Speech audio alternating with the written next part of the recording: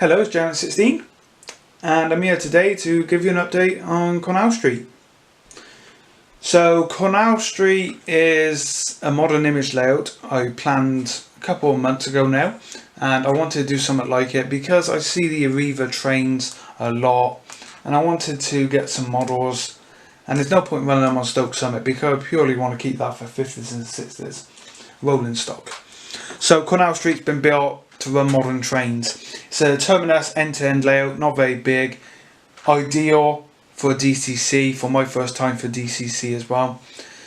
So yeah, let's get into it. So not much has happened to the layout apart from buying one more point that I needed for the main track work, but I have bought some other items that I'm going to show you now.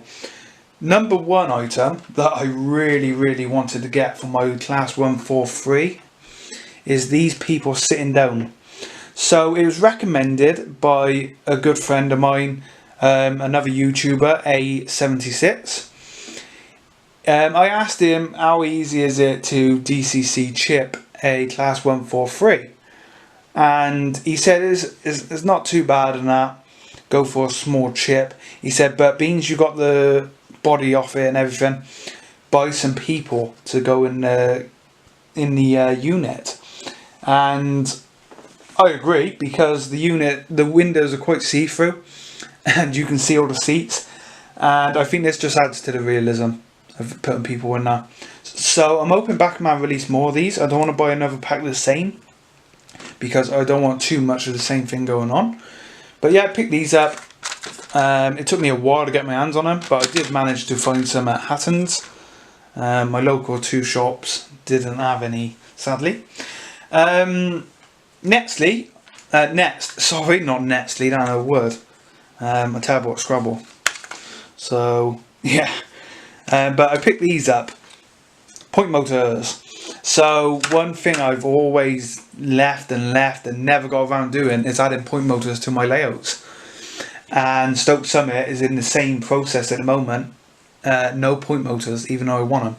So, there was a guy on eBay, he was selling 5, he had sold 5 and he had 5 left, and they were £3.90 each. I said to him, make me a deal on all of them. He did. I can't remember because it was a while ago how much I paid for them, but I got 5 point motors. The only problem is they're not the long pin, which means I'm going to have to cut the board to put these underneath, but that's a small job to do, and it saves me time on finding the point motors with a long pin and buying more point motors and then selling these. I could possibly use them for the fiddle yard, but I might even do that. Yeah, I might even use them for the fiddle yard and buy the long pin ones for the point motor, the track, because fiddle yard, you ain't gonna see that. So I don't know, we'll see what happens. One thing I want to focus on this layout, and I've said in the last couple of updates of the layout, I really can't wait to get buying some modern image vehicles, road vehicles for the layout.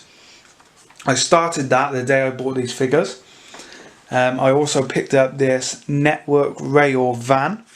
It's a Ford Oval. Oh, sorry, Ford Transit Connect network rail. I was looking at the wrong bit. So I picked that one up. I wanted a network rail van, not to go anywhere near the layout, just to be on the road somewhere. I do want to get another lorry as well, tractor unit with a trailer. I'm not too sure yet. I want to get a Richard Reed one because Richard Reed is a local lorry company, and I like to imagine you would see them driving in this area. Lastly, the last thing I bought from D-Rails the other day was this. Let me just take the price off it. Scania unit. I'm not too sure who makes it. It doesn't say. Oh, Oxford Diecast, sorry. But I saw this in there a couple of weeks ago and I thought, if it's that when I go back in, I will get it. Because I do like my lorries. As you probably know from my RC trucks, which went to the train show on the weekend with Marble Bridge, and they were a massive hit. More people was interested in them than the layout. And that's good because I really do admire my lorries, what I built. I've really enjoyed building them. I'm still building my Scania at the moment, my heavy hauler. And I was really pleased that people liked seeing them. And it was something different at the show as well. So this is the last thing I've bought for Cornell Street for now, and it's a Scania unit. I'm going to camera zoom in. There we go. So I picked that up, fairly cheap. I think it was £8 or £7 something, but nice to have on the road because it's just a nice Scania. I want to get more Volvos for the layout. Probably my Richard Reed lorry's got to be an MAN. I think it's only an MAN they do, but I will get another Volvo. But I don't mind the Scanias. It's just Volvo's always been my favourite lorry really.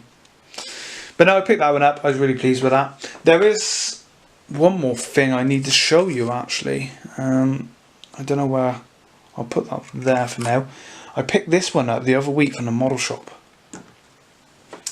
Yes, it's an 08 in Circo livery. It was spares and repairs.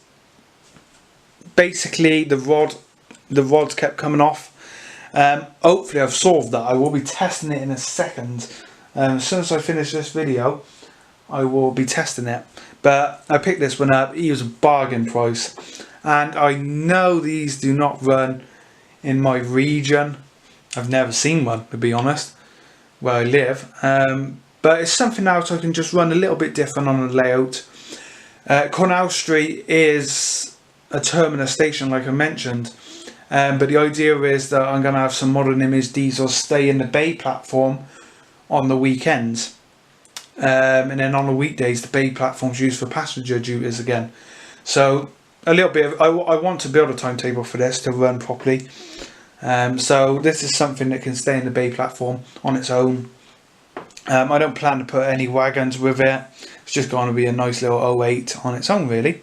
So yeah, it was a good price. Couldn't resist. I saw it straight away and I thought, I always wanted the model when it came out. It's been weathered by someone. The weathering's not that bad actually. It could be better, but it's alright.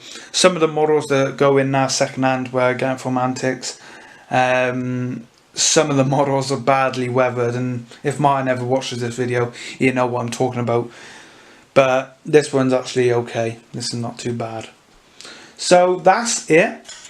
There is one more thing I probably should mention. Let me just, there you go, show you everything I bought for this. Cornell Street, I always said, was not going to be done overnight. It's going to be a work in progress. It's not going to hold up Cornell Street, hold up Stoke Summit or nothing. But we are at a stage where I want to get the point motors and wiring in. The last thing I bought, and it's been on my list for a while, is this. It's the Backerman MPV. I think it's the MPV. But I picked this one up. Special offer at Rails Sheffield for like £59. Can't go wrong. So I picked that one up as soon as I saw it. And really pleased. It does have to be chipped, but so does my 143 as well. The 158 in Arriva, that is currently being chipped. I've sent it to a guy in Stroud, and he's putting the DCC chip in the other unit so the lights work properly. But no, there we go. So that's it for Cornell Street. I shall see you all soon. The next update, hopefully, just hopefully, point motors to be in. I am working on a control panel as well to go down here somewhere. So I'm gonna get the club that help me out with that because I'm not great with electrics. But yeah, so thanks for watching. Hope you enjoyed this video. Hope you like everything I've bought here for the layout, and more on it soon. Bye for now.